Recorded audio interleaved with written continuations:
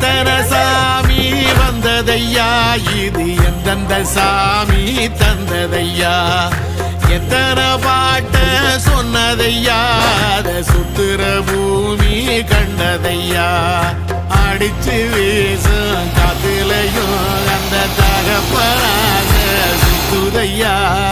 பிடிச்சு பூக்கும் விதையிலும் ஒரு வம்சத்து கதையே உள்ளதையா